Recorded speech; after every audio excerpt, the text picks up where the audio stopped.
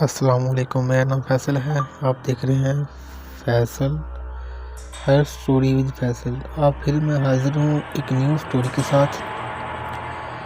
ہمارے علاقے کے وہاں ایک دکان تھی، بہت ہی پرانی اور جو قدیم سالوں سے بند پڑی تھی۔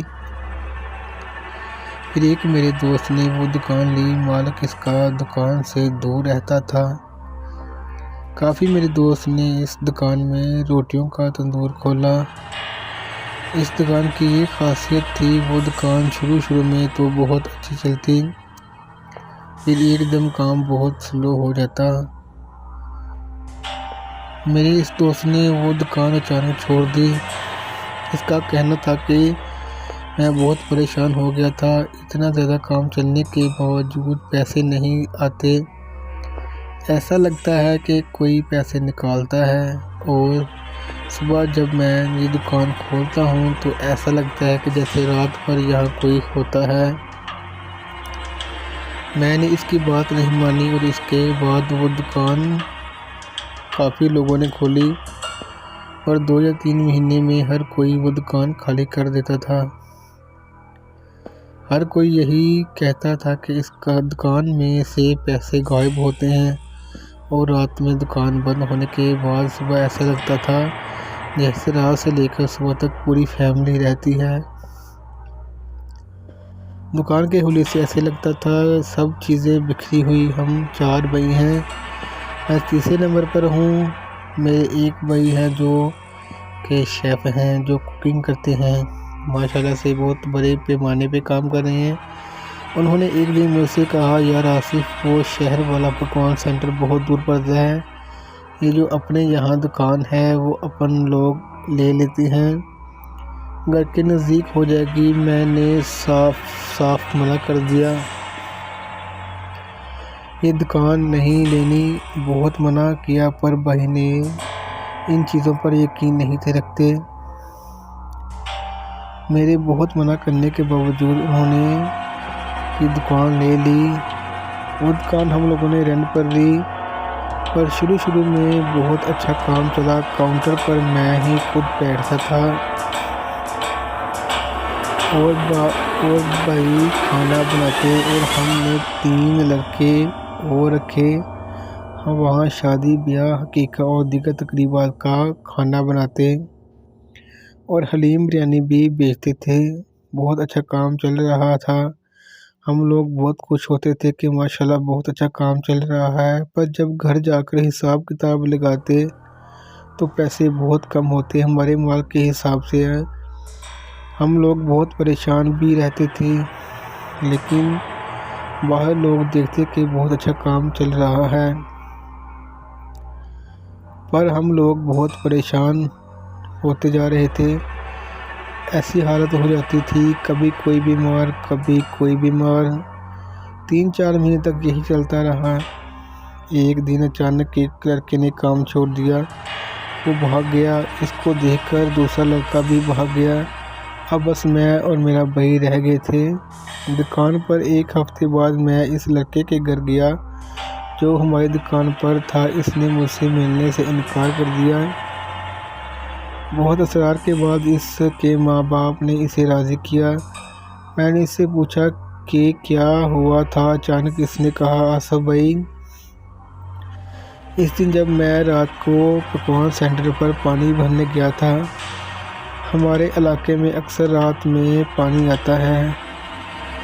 2 بجے کے بعد اس نے بتایا، جب میں پانی بھرنے گیا تو ساری دکانیں بند تھیں، پر میرے ہاتھ میں ایک موبائل تھا۔ میں نے پکوان سینٹر کھولا اور آدھا شٹر گرا دیا، پانی کی مشین کھولی اور ہینڈ فری لگائی اور لیٹ گیا، اور میری آنکھ لگ گئی۔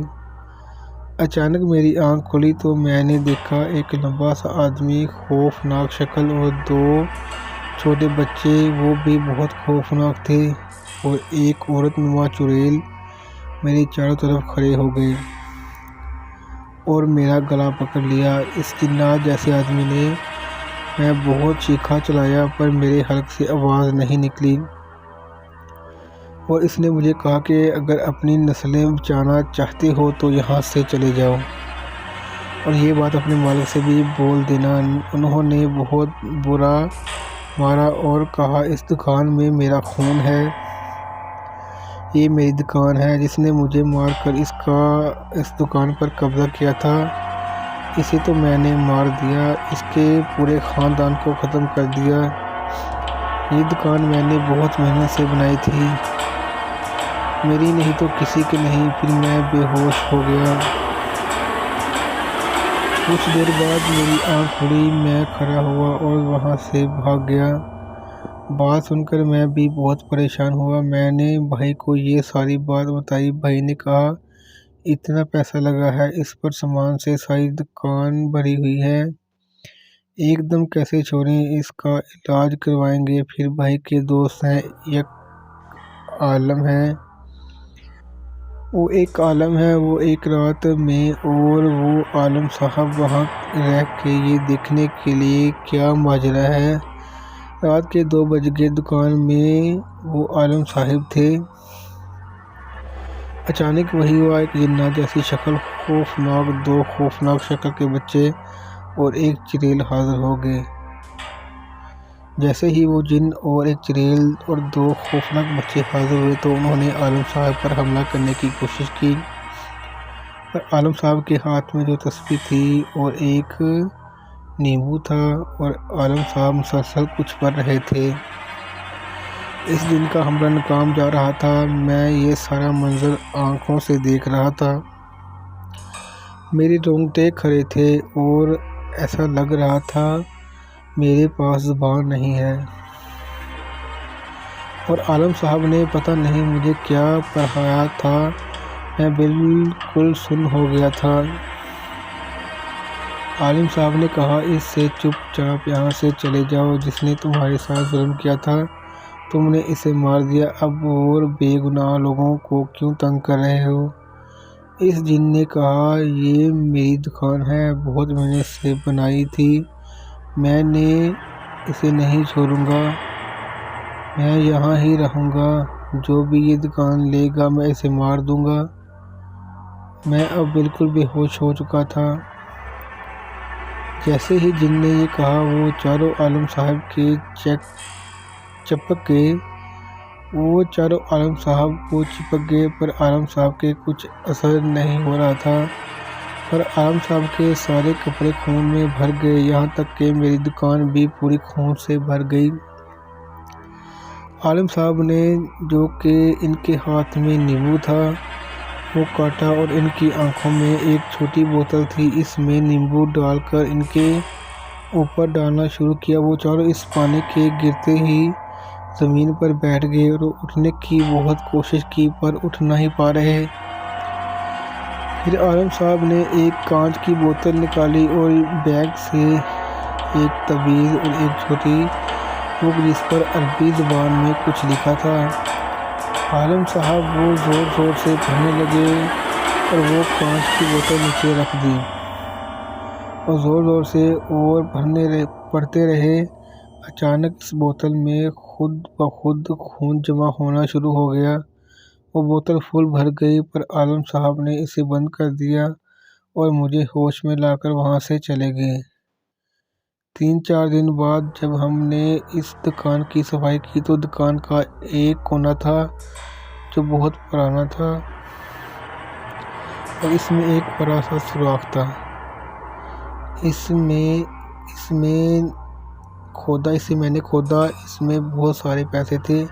پھر مجھے یاد آیا جو کہ آپ کو میں نے پچھلی پوسٹ میں بتایا تھا کہ وہاں سے پیسے غائب ہو جاتے تھے، میں نے وہ سارے پیسے نکال کر عالم صاحب سے پوچھ کر اسے مسجد میں دے دیے۔ آج اللہ کا شکر ہے میری دکان بھی اچھی چل رہی ہے اور اس دکان میں بھی اب کچھ نہیں، اب سب اچھا چل رہا ہے۔